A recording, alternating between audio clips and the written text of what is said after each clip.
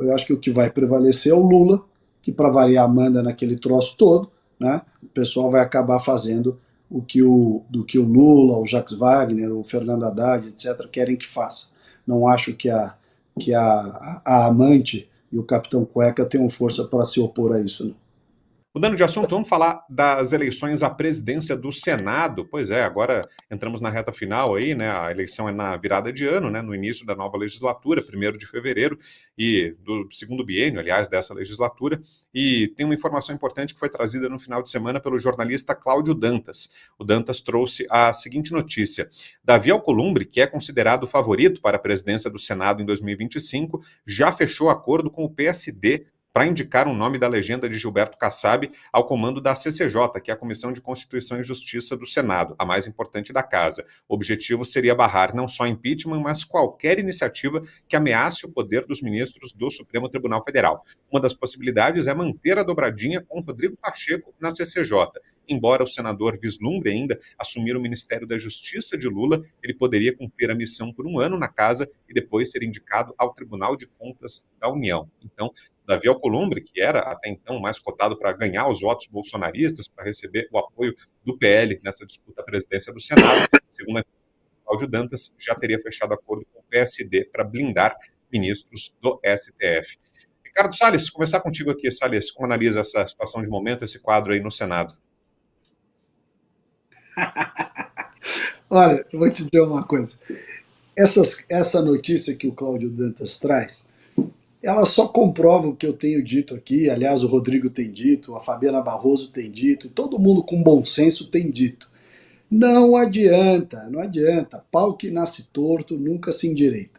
Você vai lá pegar o Davi Alcolumbre e achar que ele vai fazer algum movimento contra essa ditadura do judiciário, essas atitudes arbitrárias, essa inobservância do devido processo legal. Não vai fazer nada.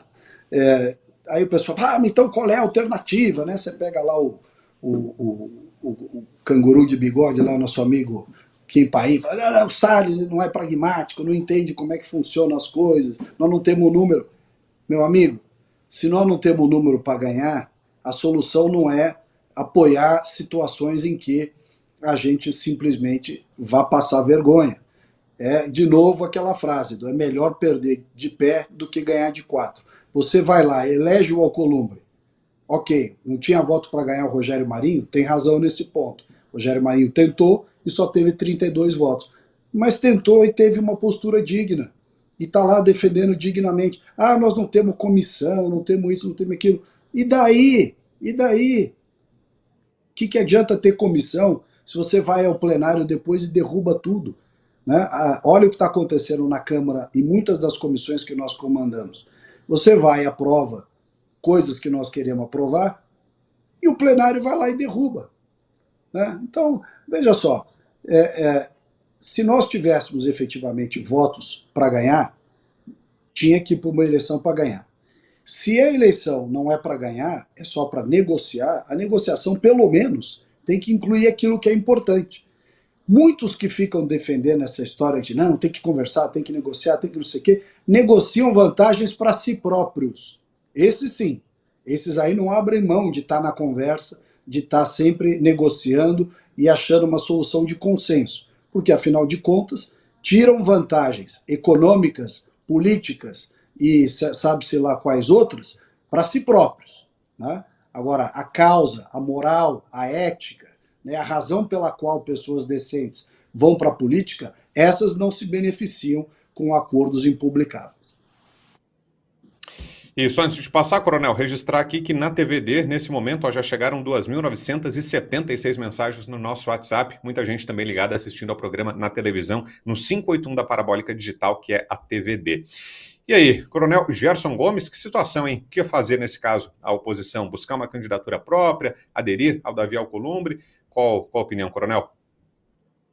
É difícil a situação porque o que o Salles fala, que eu particularmente tenho uma posição mais próxima até do Kim Paim, que ele chamou de canguru de bigodinho, sei lá, mas eu tenho uma posição mais convergente, né, com o que o Kim fala em relação particularmente a experiência que nós tivemos no Senado, onde, de fato, nós ficamos totalmente alijados, sem nenhum tipo de participação. Eu vejo, por exemplo, que a maior liberdade que a gente teve foi, por exemplo, na CPI, que foi tocada ali em relação às ONGs e que trouxe muitas questões importantes da Amazônia, etc., que foi tocada por um senador do PSDB, né, aliás, um senador que já se posicionou a favor do impeachment do Alexandre de Moraes. Então, é verdade que a gente tem essa limitação, mas eu sou muito alinhado com isso que o Salles colocou em relação à negociação.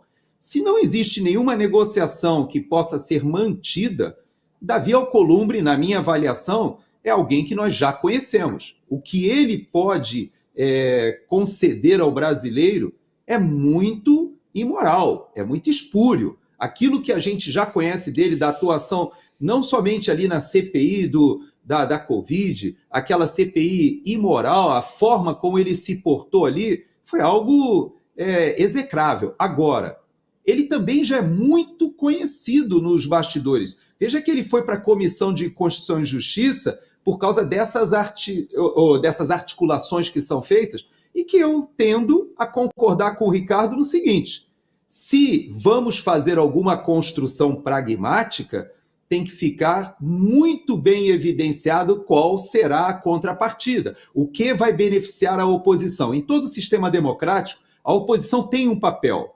Infelizmente, no Brasil, a nossa configuração desse regimento interno do Senado e da Câmara são diferentes, e o Senado experimentou aquilo que ele disse, perdeu de pé. Realmente, o Rogério Marinho se portou dignamente, mas a experiência que a Câmara teve ali com ele, a própria CPI do MST, a forma como nós tocamos ali a troca da comissão, por exemplo, a própria Constituição e Justiça, que agora está na mão da Carol Detone, a maneira da gente trabalhar como oposição depende, sim, de uma boa articulação que tem que ser feita dentro do Congresso. Agora, eu te confesso que, em relação à presidência do Senado, eu estou num momento em que, para mim, nessa negociação deveria estar presente, pelo menos, o impeachment do Alexandre de Moraes e a anistia aos presos do 8 e 9 de janeiro. Eu até inverteria a prioridade. A anistia aos presos do 8 e 9 de janeiro é fundamental. São famílias que estão sofrendo muito. Nós temos exilados políticos, centenas hoje. Até relacionado àquele assunto que você me perguntou, Vitor, desse reconhecimento da comunidade internacional, quando a gente fala que o Brasil hoje tem exilados políticos, muita gente ainda se surpreende, mas nós temos centenas hoje. Então, eu creio que esse momento de negociação, se vai acontecer, ele precisa colocar alguns pontos para a gente que são inegociáveis. Na minha avaliação, o impeachment do Alexandre de Moraes, para mim, é um ponto inegociável nesse tipo de transação. Me parece até que o Alcolumbre chegou a falar alguma coisa nisso e agora está completamente demolida essa hipótese, porque a negociação que ele fez com o PSD foi realmente uma negociação para dizer: esquece, o STF está blindado e estará blindado por mim também. Então, tempos difíceis, nós teremos aí que articular para o senador, né, o senador Ricardo Salles, que é o que a gente espera que aconteça ali em 2027, vamos ver se ele lá vai fazer uma diferença que a gente gostaria muito. Ele sabe da minha torcida por ele e eu espero que ele lá possa fazer essa diferença, como hoje o Girão, por exemplo, faz lá pelo Partido Novo, quase que jogando sozinho lá no meio daquele covil, da minha avaliação. Quer falar, Salles? Desculpa cortar o Constantino, um segundinho, só rapidinho. Só para aproveitar o comentário aqui do Coronel, nosso amigo, para dizer o seguinte: primeiro, se a gente tiver certeza, ou tivesse certeza, de que a anistia do pessoal de 8 de janeiro seria assegurada como primeira pauta, o primeiro assunto para ser votado e aprovado na próxima presidência do Senado, eventualmente sob o Alcolumbre, eu acho que até justifica engolir o Alcolumbre. Para deixar claro aqui que eu acho que esse assunto do 8 de janeiro ele é de fundamental importância para haver uma pacificação no país. Segundo, com relação ao Senado, né, já estou vendo gente dizendo aí, né, inclusive o Kim Paim nesse caso especificamente, dizendo: olha, se o Salles se lançar candidato, vai melar o entendimento de que uma vaga é do Bolsonaro, outra vaga é do Tarcísio. Não tem entendimento coisa nenhuma. Quem é paulista nesse negócio aqui sou eu. E quem tem experiência, né, política, de mais de uma vez secretário, deputado, ministro e tal, sou eu. Eu não vou abrir mão da minha vaga de candidato ao Senado de São Paulo de jeito nenhum. Pode começar a contar essa historinha de que vai estragar, aí vai estar querendo estragar o nosso entendimento. Não tem entendimento nenhum. Quem se lançou primeiro nesse negócio foi o Eduardo e eu. Qualquer um que aparecer aí, esse sim é que está querendo fazer gracinha. Bom, já vou passar para o Consta, mas antes deixa eu só responder aqui o pessoal do chat. Tem muita gente perguntando da Cristina Grêmio, o pessoal que viu o banner aqui, veio para ver a Cris. Calma, gente, a Cris está num compromisso de campanha, mas assim que ela for liberada lá, ela entra com a gente. Já avisou aqui a nossa produção, daqui a pouquinho ela entra aqui para conversar com a gente. Essas eleições no Senado, hein, Consta? Que dilema, hein? Olha, eu prestei atenção nos comentários do Salles e do Coronel Gerson e eu fico in between, eu fico tucano nesse ponto, né? Eu fico dividido. Essa turma do Kim Paim e companhia, acho que até o Carlos Bolsonaro está um pouco por trás disso também, cunhou até uma nova expressão para a gente, né? Eu, Salles e companhia, nós somos a direita intergaláctica. Né? Eu sempre me considerei um cara com o pé no chão. Se tem uma coisa que eu não sou, é um utópico, um idealista. Eu ligo para resultados, enfim, demonstrei ao longo de uma longa vida de defesa das liberdades, não cheguei nisso ontem, não cheguei nisso com Jair Bolsonaro, cheguei muito antes. Aliás, eu defendo essas ideias quando o Bolsonaro falava que tinha que fuzilar o Fernando Henrique Cardoso por ter privatizado a Vale do Rio Doce. Eu já estava lá na defesa das liberdades de economia de mercado e tudo mais. Mas o fato é que eu entendo o pragmatismo e eu quero resultados. A frase que o Salles tem usado muito é uma frase boa de impacto, mas às vezes perigosa. É melhor perder de pé do que vencer de joelho e tudo. Se você levar in extremis isso, né, eu estou lendo um livro muito interessante do historiador militar Victor Davis Hanson, até mencionei no 4x4 ontem como minha resenha cultural, The End of Everything.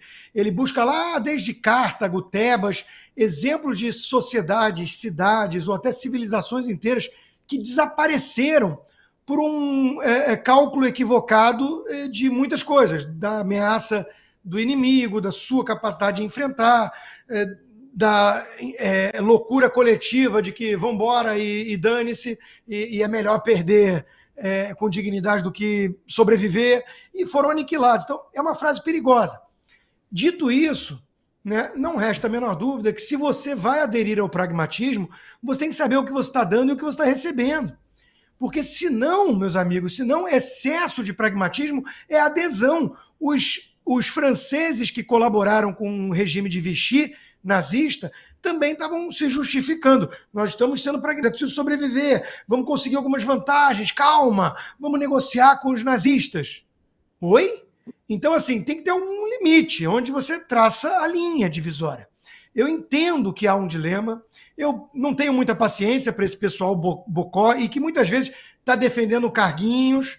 Tem uma turma aí muito tarcísica que você sabe que está ali batendo bumbo do pragmatismo tarcísico, porque está de olho em carguinhos. Eu não estou de olho em carguinho, eu não sou nem candidato a nada, não estou em partido nenhum, mas eu estou vendo uma narrativa de que nós vamos salvar o Brasil devagarinho, com muito pragmatismo, gradual e lentamente, com o Tarcísio, depois a gente faz em 26 e calma, o Kassab não pode criticar, senão o PT volta. Meus amigos, o Alcolumbre é pior do que o Pacheco. Se o Pacheco já é isso aí de boicote à pauta prioritária do Brasil hoje, o Alcolumbre não vai deixar nada disso acontecer. E aí eu tenho um ponto. Veja, a prioridade hoje do Brasil é restaurar a liberdade, a democracia, o império da lei, a possibilidade da direita participar do pleito. Porque se continuar assim, vão caçar todo mundo, vão impedir, vão censurar. Está muito claro isso. Então, que pragmatismo é esse? Então, veja, 80%, 70% alinhado é 70% amigo, não é inimigo. Mas alinhado em quê? Na pauta prioritária. Eu dou um exemplo. O Coronel Gerson mencionou o senador Girão, meu amigo de longa data, e um cara sério. O Girão não é bolsonarista, do Partido Novo. O Partido Novo tem críticas, aí eu sei, a postura do Deltan com a Cris, muita gente cobra. O Girão não é um cara armamentista, ele não é desarmamentista, mas ele não gosta da ideia do porte de arma. Isso fere quase mortalmente uma das bandeiras prioritárias dos bolsonaristas. Tudo bem, então o pessoal tem uma desconfiança com ele. Mas eu pergunto a vocês, quem é que está enfrentando a ditadura togada, dando voz a nós, a mim, no caso, direto, como alvo desse sistema, como perseguido, como um cara cancelado, sem passaporte, sem conta bancária? Quem está me dando voz? E a milhões de brasileiros? O Tarcísio ou o Girão? Aí o pessoal fala, fala do Zema também. Eu falo do Zema, qual é o problema? O Zema é outro que fica em cima do muro. Gestor eficiente, mas não entra na guerra cultural, não entra na pauta prioritária. Então, meus amigos, eu hoje tenho um critério. Me diz o que você pensa em relação ao Alexandre de Moraes e como é que você vai enfrentar isso, e eu vejo se eu vou ou não te apoiar. Pô, eu faço isso até para candidato municipal? Eu não vou fazer para governador do estado mais rico do país, que tem pretensões a princípio de presidência? Então eu não quero saber de gestor eficiente, tecnocrata, que fala em privatizar apenas. Eu estou interessado em saber quem é que vai defender a nossa democracia que está aviltada, destruída. Isso é prioridade. Então, veja, o argumento do Paim. Já vai ganhar anyway. Aí você negocia o apoio e consegue umas comissões aí importantes. Ok, não é um argumento tão fraco, mas faz diferença ganhar com 300 ou 480 votos. Isso dá peso, isso dá um monte de coisa. E você registrou lá que você apoiou o Pacheco. Os bolsonaristas apoiaram o Romário. Fica registrado isso. É uma coisa que dificulta a narrativa coerente depois, né, de cobrança e tudo. Então, eu não estou dizendo... O pessoal acha que eu tenho implicância com o Bolsonaro. O Bolsonaro é vítima desse troço. Ele tenta navegar dentro da possibilidade dele. Ele tem ameaça constante de ser preso. A gente sabe disso. Agora, a solução não vai ser por meio do Tarcísio negociando com o Alexandre de Moraes. Se ele acredita nisso, ele é muito ingênuo e não entendeu ainda o inimigo que enfrenta. Se algum bolsonarista acredita nisso, é iludido. Eu vejo um monte de gente falando que ele vai resgatar a elegibilidade dele. Eu não sei com base em quê. É o quê? O Alexandre de Moraes um dia vai virar e falar: bota ele elegível. O que virou e falou: nós derrotamos o bolsonarismo. E dá entrevista no New York Times falando que é a ameaça da extrema-direita. Ele vai virar um belo dia e falar: vamos botar de novo no pleito. Foi só uma reunião com embaixadores. Vocês tiram isso de onde? Então eu fico preocupado, Brown, da turma de direita que não entende o que está acontecendo com o Brasil. Porque se vocês acham que a salvação da democracia brasileira vai ser com apoio ao Alcolumbre e o pragmático, excessivamente pragmático Tarcísio, podendo ser o futuro presidente, vocês estão doidos. Vocês estão doidos.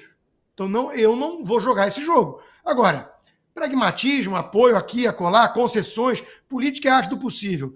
Agora, quem faz isso por carguinho, por interesse próprio, e dane-se a turma que está perseguida, politicamente falando, os presos políticos, a turma do 8 de janeiro, os jornalistas, aí não.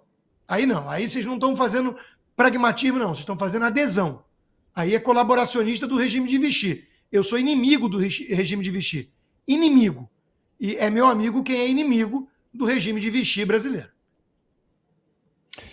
Bom, mudando de assunto, vamos falar também sobre a disputa pela presidência do PT. A esquerda está bastante dividida nesse assunto. Olha, a disputa pela presidência do Partido dos Trabalhadores revelou uma significativa divisão dentro da principal corrente do partido, que se chama Construindo um Novo Brasil. Essa corrente, que é majoritária na direção nacional do PT e na maioria dos diretórios estaduais, está dividida entre dois grupos. De um lado, Edinho Silva, ex-prefeito de Araraquara, conta com apoio de figuras como o presidente Lula, José Dirceu, Fernando Haddad, Luiz Marinho e Alexandre Padilha, e do outro, José Guimarães é apoiado por Gleisi Hoffmann e o chamado Grupo Nordestino, embora esse grupo não inclua lideranças como Jacques Wagner e Camilo Santana.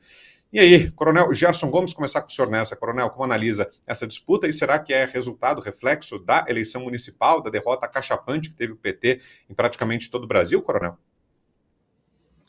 Bom, começando ali pelo Edinho, ele está desempregado, né? Tem que lembrar que ele foi aquele prefeito ali de Araraquara, se eu não me engano, que nós tivemos ali na pandemia, prendendo ali, acho que uma senhora numa praça pública, com a guarda municipal atuando de uma maneira vergonhosa, e ele foi derrotado. Agora parece que a população finalmente se deu conta do que seria.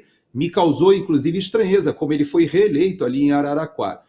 não me parece um quadro assim muito expressivo do ponto de vista de penetração junto à militância, junto àquele grupo, né, mais ligado ao ativismo histórico. Porém, ele conta com o apoio ali da cúpula do partido.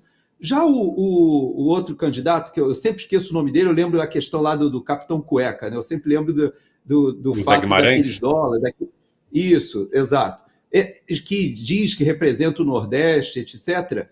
Eu acredito também que o PT, essas eleições municipais já mostraram isso, mesmo no Nordeste ele já se encontra em decadência. Talvez seja uma iniciativa do PT de restaurar vamos dizer assim, esse protagonismo mais ali no Nordeste. Mas posso estar enganado, mas eu creio que o PT já é carta fora do baralho.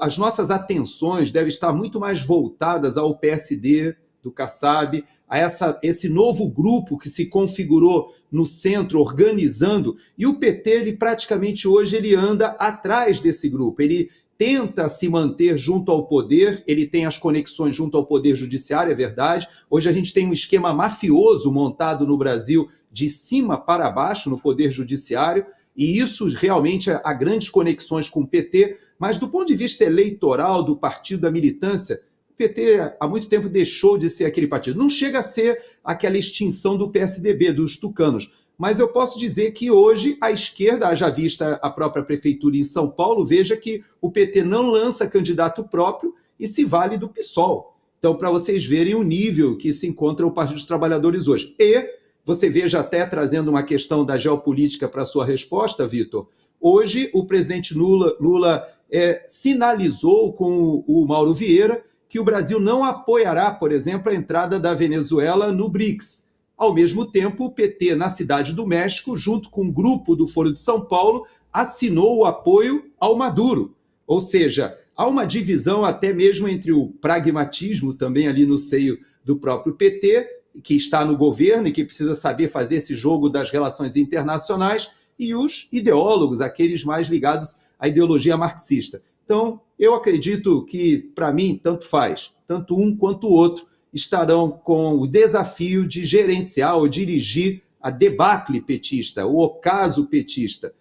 Eu acredito realmente que a esquerda está numa fase ruim no Brasil. O que nós temos hoje é um centro muito poderoso e que está dominando esse sistema. E o próprio PT é meio vítima desse processo também. Fala, Salles. Na verdade, o que o coronel falou está correto, é lógico, mas é briga de poder, não adianta. A turma da Câmara dos Deputados está ligada ali a Gleisi Hoffmann e o Zé Guimarães, que são deputados os dois. O Edinho não é deputado. E ele, por sua vez, representa o interesse da cúpula partidária, que tem outros interesses do que simplesmente aqueles que são debatidos na Câmara dos Deputados. Quando você vê, por exemplo, a Gleisi Hoffmann dando opinião sobre alguma coisa, é sempre opinião meio irresponsável, né? Fala umas besteiras. Eu li hoje no jornal, parece que ela foi numa reunião da XP e falou na reunião da XP que o cara do Banco Central, lá o Galípolo, enganou a sociedade para poder ser aprovado, fez votos, deu alguns votos favoráveis ao aumento da taxa de juros e tal, para enganar a sociedade, e sobretudo o mercado financeiro, mas que o verdadeiro Galípolo vocês vão ver agora quando ele estiver no Banco Central, ou seja, vamos botar fogo no circo, vamos tocar o cacete. Quer dizer, esse é o perfil da Gleisi Hoffmann e de boa parte dos deputados petistas lá na Câmara, com quem a gente convive. Não é o caso do Zé Guimarães. O Zé Guimarães não é um cara assim de botar fogo no circo. Mas a turma mais ligada à Gleisi Hoffmann, sim. Né? O pessoal mais estridente, que fala um monte de besteira, irresponsável e tal. Então, assim, eu desconheço a realidade interna do PT. Graças a Deus eu não conheço essa gente, quero que se exploda. Mas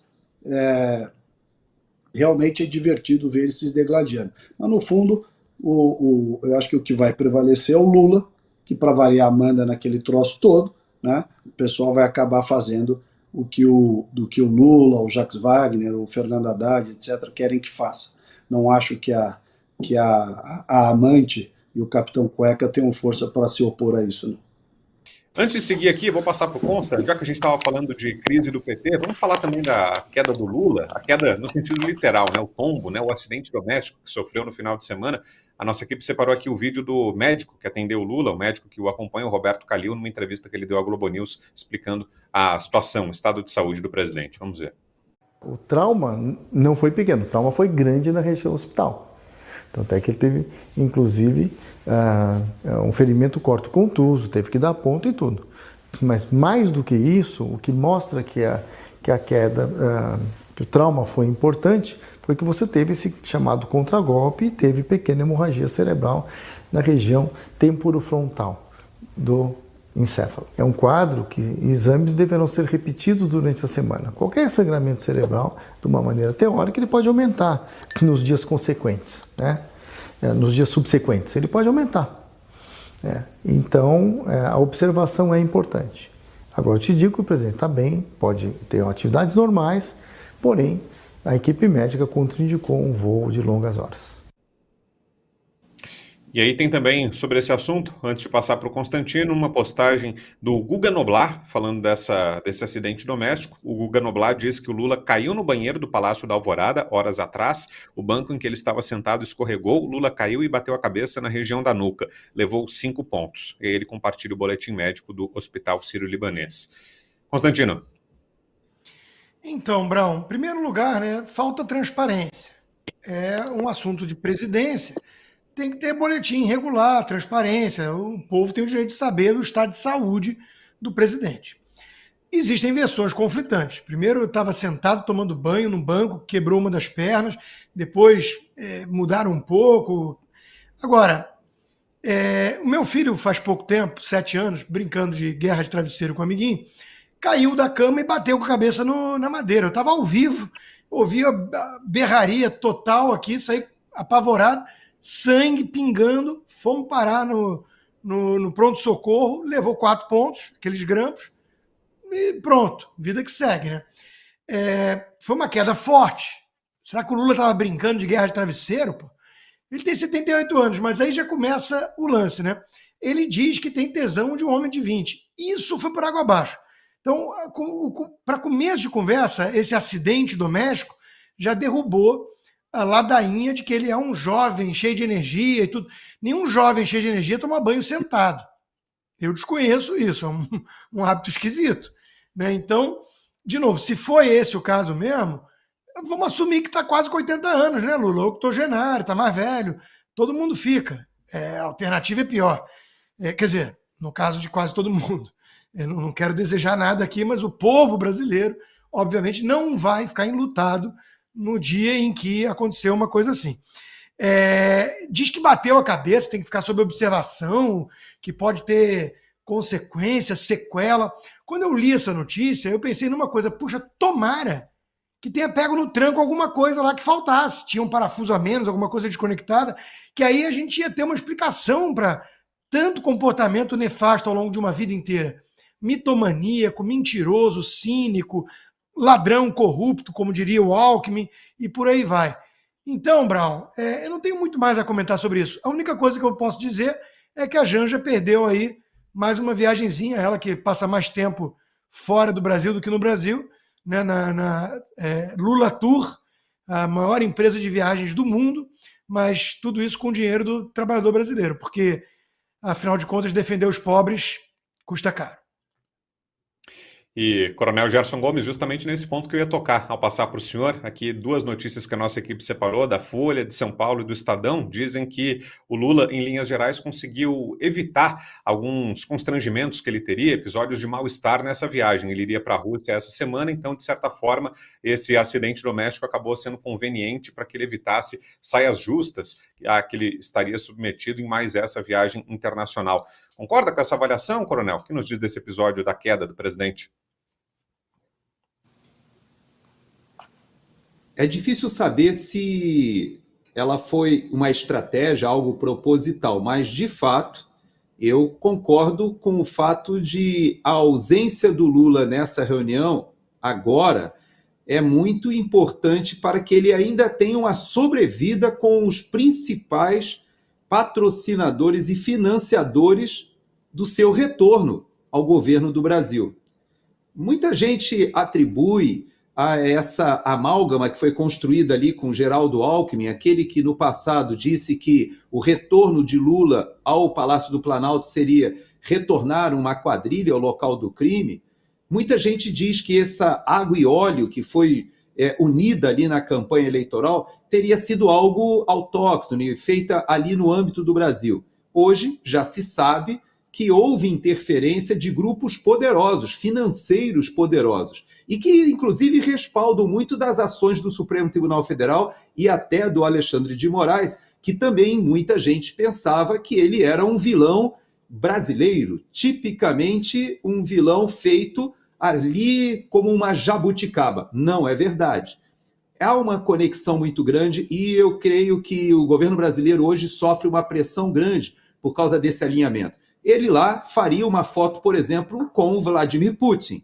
E hoje, você fazer uma foto com o Vladimir Putin não é algo que te coloca dentro do grupo das pessoas mais amadas e apoiadas no Ocidente.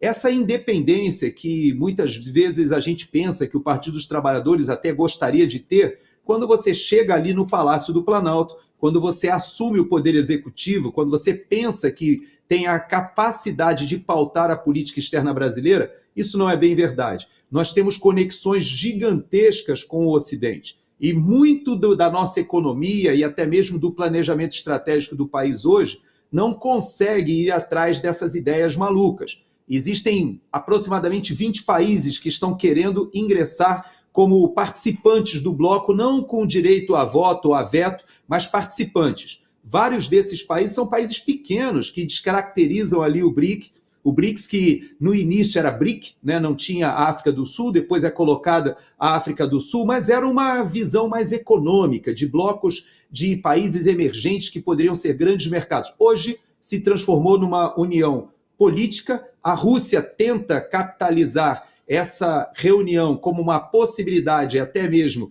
de ter um poder de negociação melhor, já vislumbrando a eleição dos Estados Unidos, que acontece em poucos dias. Então, a China enxerga o bloco realmente como uma ferramenta na sua mão política, de política internacional, e o Brasil tem se colocado ao lado do Irã, da Rússia, da China e até mesmo das ditaduras da América do Sul, que todas gostariam de ingressar também no BRICS.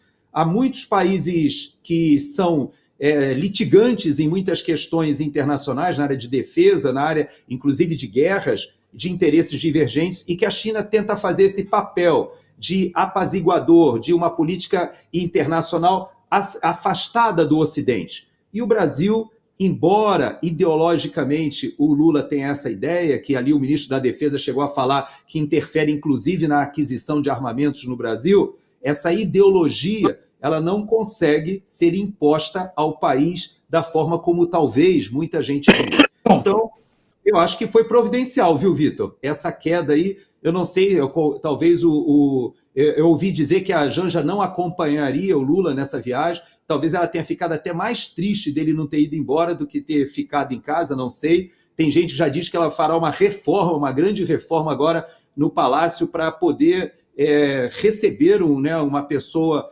idosa nas melhores condições, né, com toda a segurança, não sei. Mas o fato é que, do ponto de vista das relações internacionais, você está certo. Foi melhor para ele não viajar lá para Kazan.